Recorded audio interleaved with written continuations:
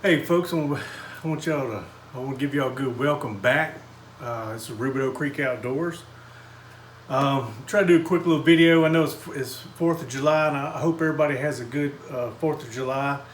One thing I want you to think about on 4th of July, like, of course everybody wants to thank the veterans and especially the ones in the past that's already served, just gave their life to this country, gave their time, gave their effort, gave their personal time, whatever sacrifices that they may have made. Think about them, of course, but also think about this guy right here, well, especially the one way above us. But this guy right here to my your right, my left, this gentleman right here.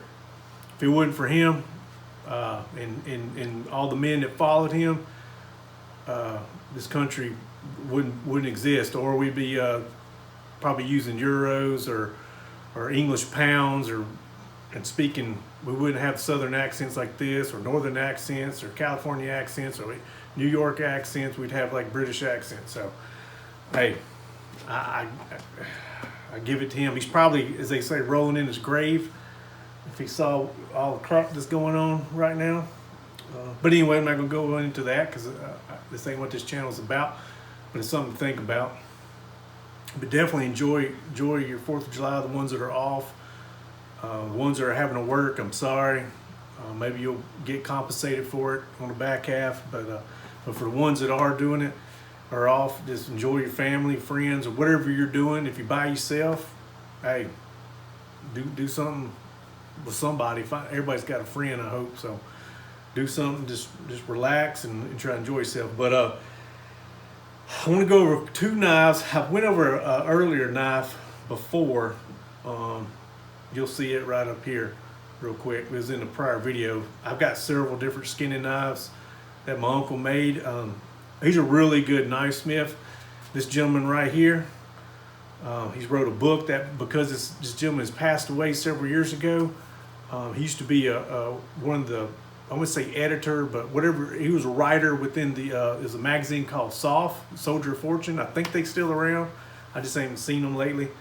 He used to be editor in there. It was like Battle of the Fighting Knives, Battle of the Blades, or something like that. He used to have a significant contract with Ontario Knife Company. It was Mr. Bill Bagwell. I've met him several times. I've seen him work on a few knives. I didn't have the pleasure of really staying there very long. My uncle took me.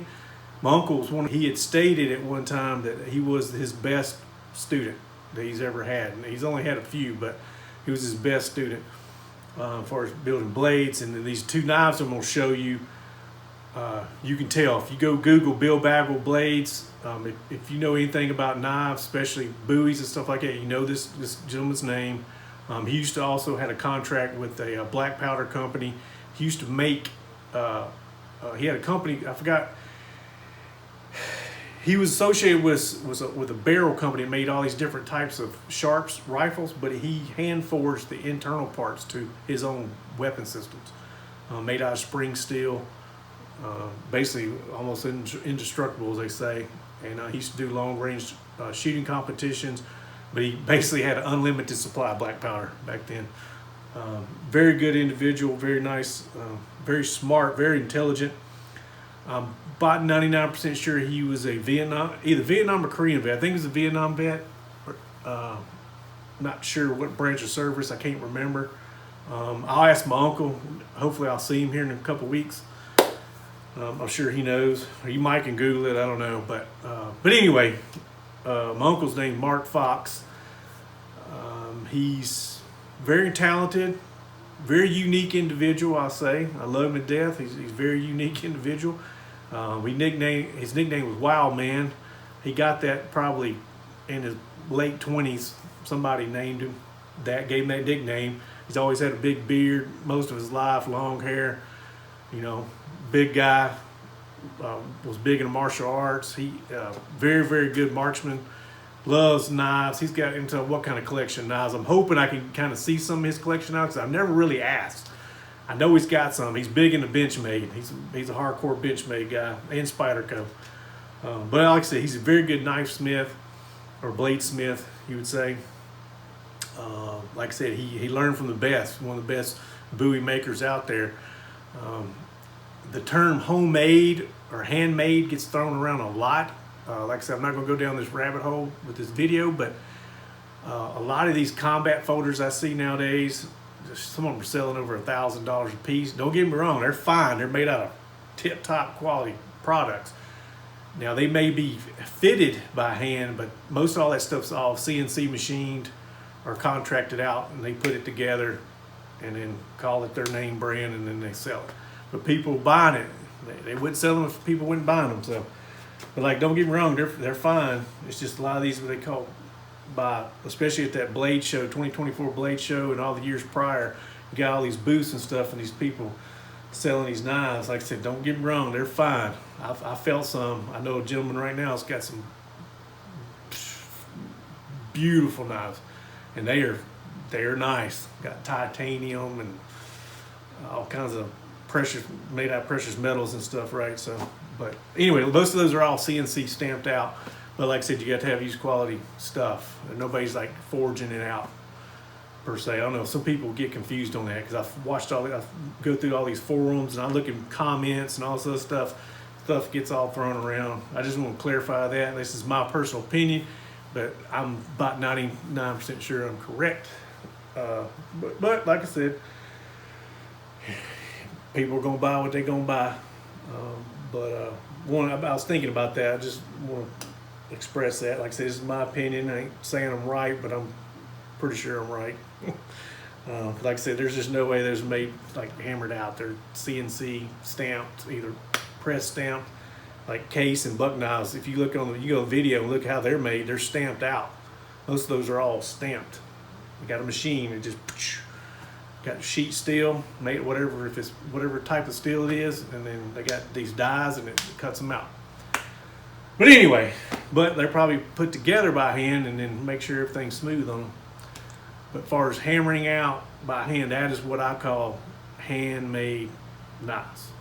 So, further ado, I hope everybody's having a good 4th of July. I'm going to restatement that. Alright, so this first knife right here. This is handmade. Cameras, I bumped my camera. So anyway, so if I don't get interrupted. I cleaned it up. I keep this secure. These do not stay, one, they're dangerous.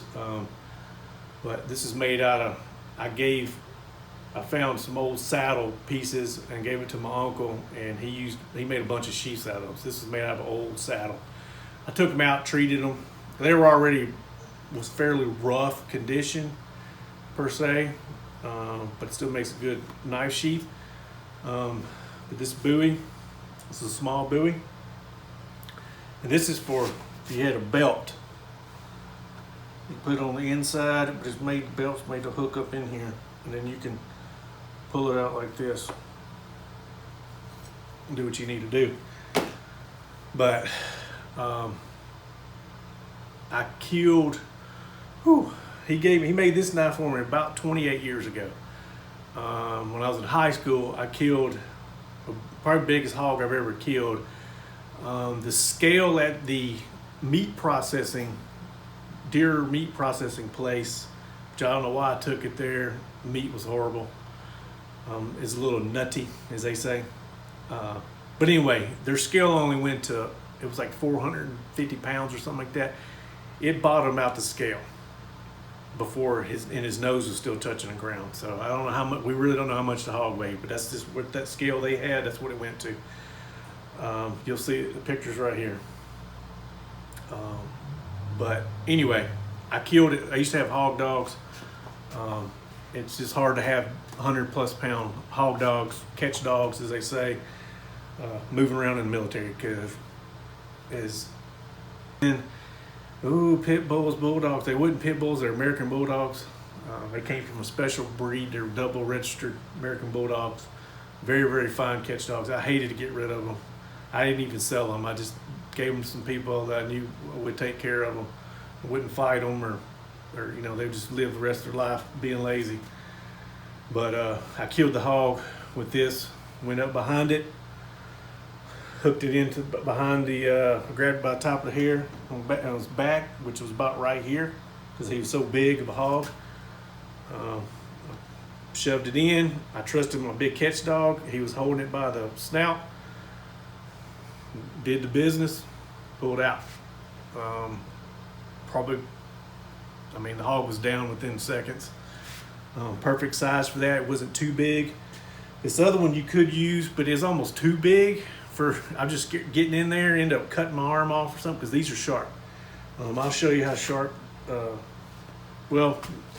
so this handle material, this is called we call it Bodoc, but it's the technical or scientific name or whatever you'll call it is Osage orange. And it changes colors. Every one piece of wood is really not the same. It's kind of unique when you cut it. But it's very, very hard, very, very strong wood. Native Americans in the Midwest used to make bows out of them. Probably other parts of the country, because you can find this down in Louisiana of all places. But they make out in Texas and other places, they made a lot of fence posts. Kansas, they make fence posts out of them because it will last for hundreds of years, forever. But it gets hard and it does change color with age. Very good wood. I took it out and put a little bit of just a light coat of mineral oil just to keep it. Now I put some good old Neverdull. Just cleaned it up. I need to do some more polishing on it. It's almost got a few stains, but for now, I'll just keep it coated, clean. It'll be a project for another day. But yeah, there's sheath. It's not locked. It's not design locked. This is basically a fighting style sheath. You ain't sitting here ding-a-ling around with a sheath, flipping the thing up. It holds up like this. You're ready to do what you need to do. I'll show you how sharp this is. Let's see. Like I said, I haven't really messed with the edge in a long time, but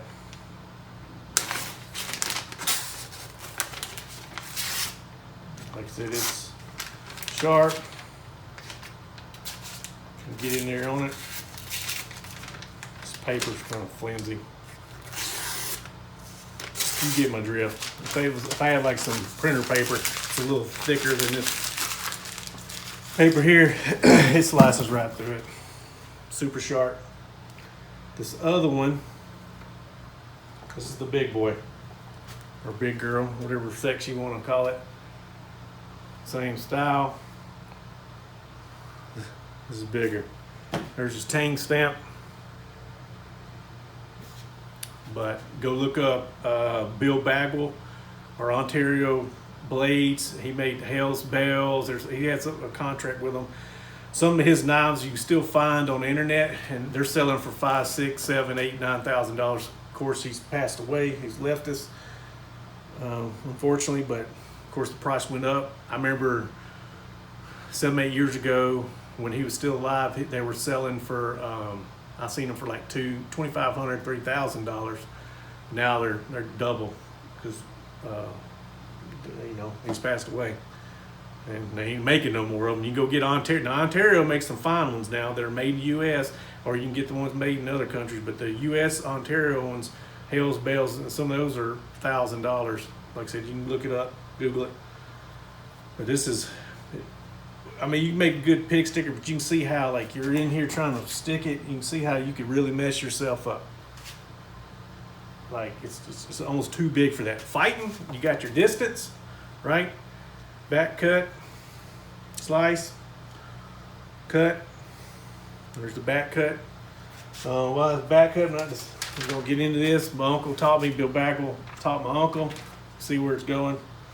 Like I said, this is that notebook paper, but see how sharp that is. I mean, this will take your arm off super easy. You can just about shave with this big knife. It's a pain in the butt to sharpen, I'll put it that way. For back cuts, this right up here, this false edge is not false, it is sharp. I'll show you. It'll cut. Paper sucks, pain in the butt. But you can see how it's cutting. Should have got some better paper, but anyway, it's sharp. It will cut you. If you hit down like this, it's going to dig in. I wouldn't run my hand over the top of it, but like I said, Beautiful knife. Beautiful knife. Like my uncle got me into knives. Been around them all my whole life, so you can see where I got it from. But it's in there pretty snug. This one fits a lot tighter than this one. I did put some oil in there, so that may have a big deal. But anyway, killed a couple pigs with it back when I used to have hog dogs. But yeah, that's it on those. Like I said, I will be working on some knives out here. It's kind of hot in the garage. I got my fan going.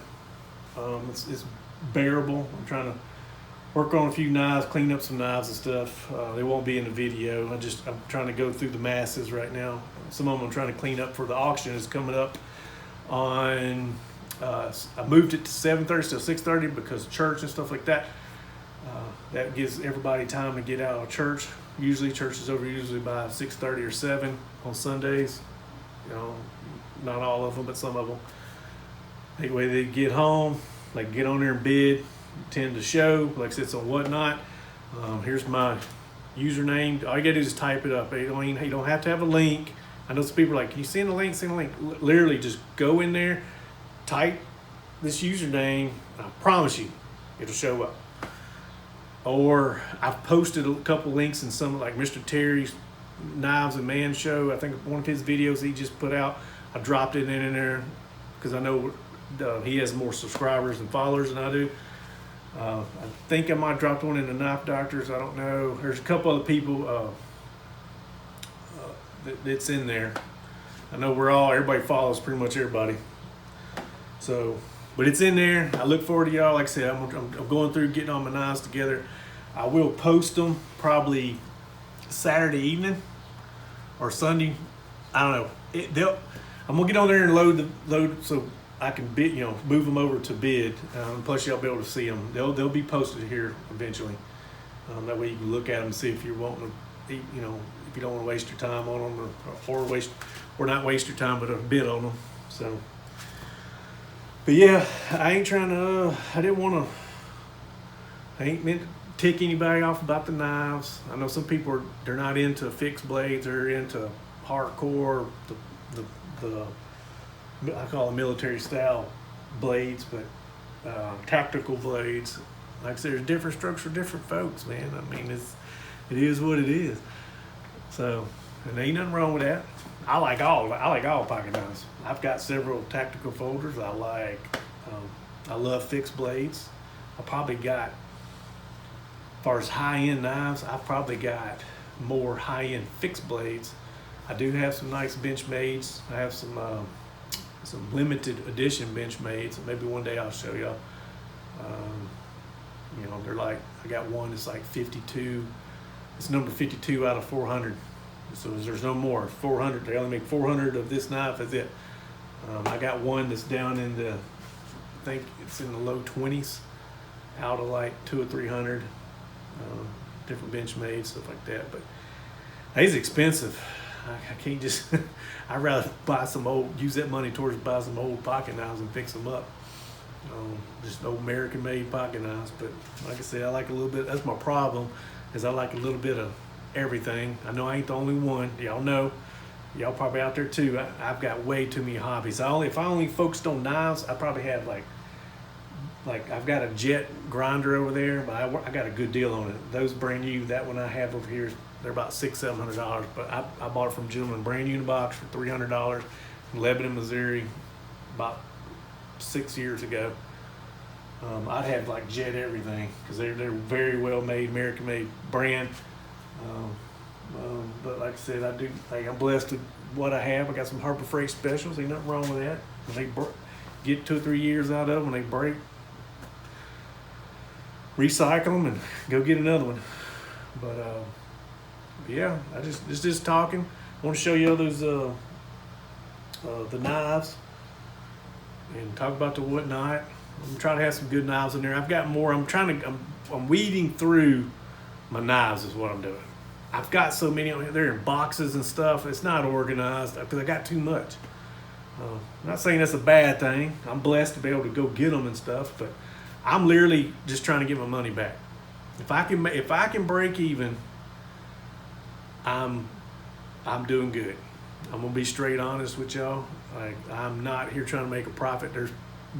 I say 90% of people that are on Whatnot and eBay, they're trying to get max profit. Eventually they do sell their stuff because somebody's gonna come along and buy them. They may not be able to go out and hunt and look for knives in there, and it's getting kind of slim pickings. So you literally have most people. I say a lot of dudes I subscribe on their channels. A lot of these guys are buying stuff on eBay. They may or may not say it, but I'm telling you, they ain't just running down to local antique store and coming out with a case canoe, whatever that double blade canoe knife. They're like $400 or $500. I know where some are, but it's in antique stores, so it's a booth, but it's all brand new case stuff. Like, I can't afford that. I'm not gonna buy one. I'm not that really thrilled about one of those kind of knives. I mean, they're pretty, especially when they got bone handles and stuff, but it's not my cup of tea. But hey, it's getting slim pickings. But pawn shops and thrift stores in the South, and please, one of my other channel guys out there, please help me to test for it. It is a lot better down there. I'm telling you, up here, it's just, you got to put in some miles. Yes, it's all about the hunt, but it's what makes you feel good in here. Because I'm gonna tell you, like, all the way gas prices are, and probably gonna go up even more here soon. Like, the juice ain't really worth the squeeze as far as financially, I don't think. But getting the thrill of hunt, people pay a lot of money just to kill a big buck, right? So, that's how it. Do what you love, do what makes you happy. And I always say, said it in prior times. I said, hey, you do what you like to do the way you want to do it, but make sure it's ethically and morally right. Don't try to cut corners and screw somebody over or screw the system over or whatever. Just do what's right. No harm, no foul kind of deal. So, but hey, I hope y'all have a good 4th of July. It's nothing. I'm off my, well, no, I ain't got a stool. I'm off my step stool, as they say. But like I said, this video ain't intended for that. I'm just sitting here talking to y'all. Because I ain't going live. But hopefully y'all see it today or tomorrow or whatever. My plan is, if it ain't freaking lightning and storming, I've got some chores I need to do tomorrow.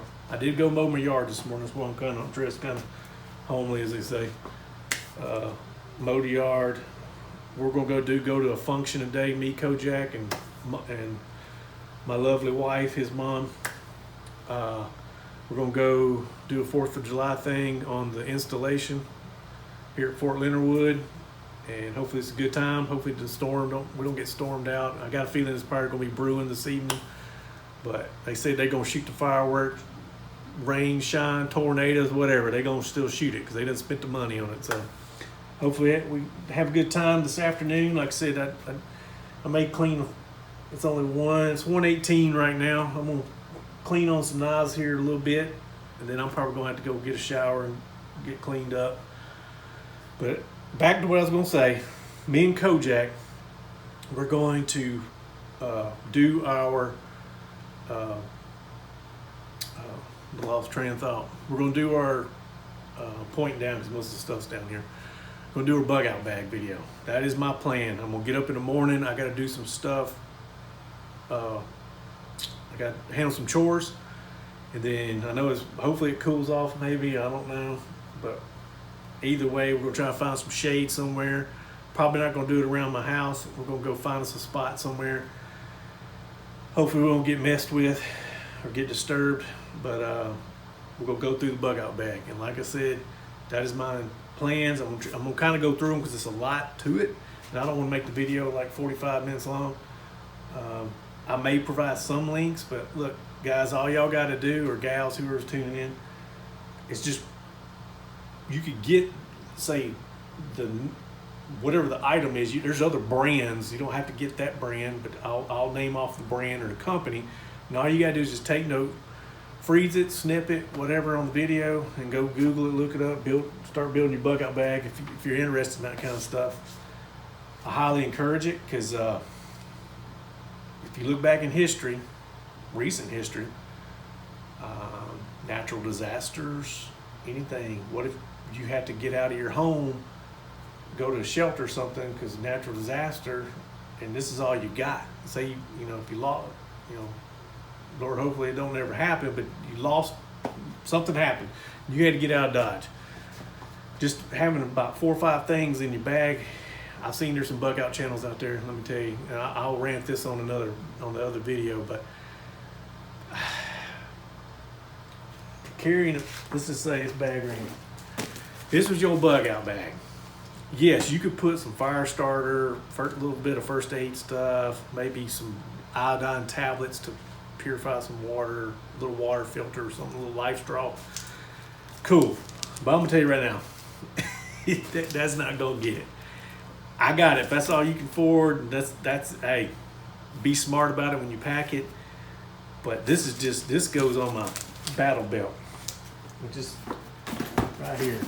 I ain't trying to make this video no longer, but I'm thinking about it now. You're gonna see it. This is gonna be attached on here, right? You can get these belts. You can get them all kinds of 10,000 websites. But this bug out bag is gonna be for, basically I'm building 2 bags. Some I may have double, and there'll be one for each bag. And if I'm missing something, I'll just have to get another. I've got more, and that's gonna go in another bag. But I'm just trying to show y'all. I'm not gonna pack the bag right away. I'll go through everything because it's gonna have to be like Tetris. You just gotta play around with it, figure out what you can, and then I highly recommend have 2 bags. That way your son, kid, mom, son, whoever you sniff your, or you got 1 bag on you and 1 bag you're carrying. Carry 2 bags. Have 2 bags built. Can't stress that enough. And then, like I said, if you want more of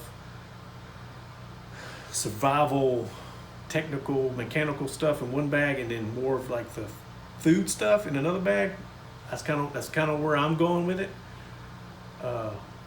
Just so I can have more in one, and then the weights will be a little bit different, but that's what I'm gonna plan on doing. So, but anyway, hey, enough of my rambling on.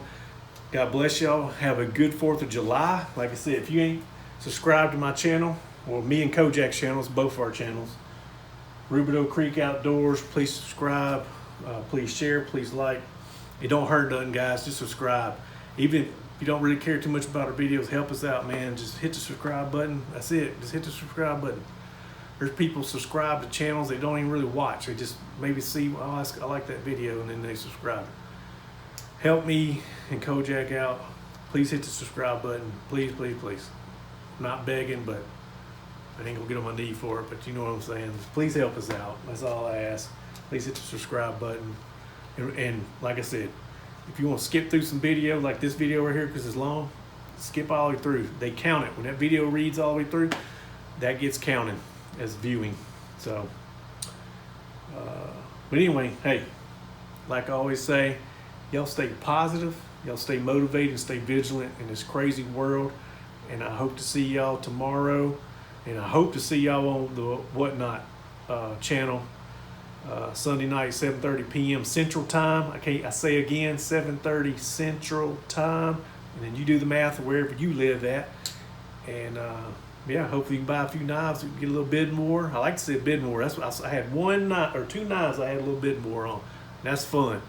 Even though it was just like went up $1 increments. Hey, it's getting that bidding frenzy. So, but hey, God bless y'all. Till next time.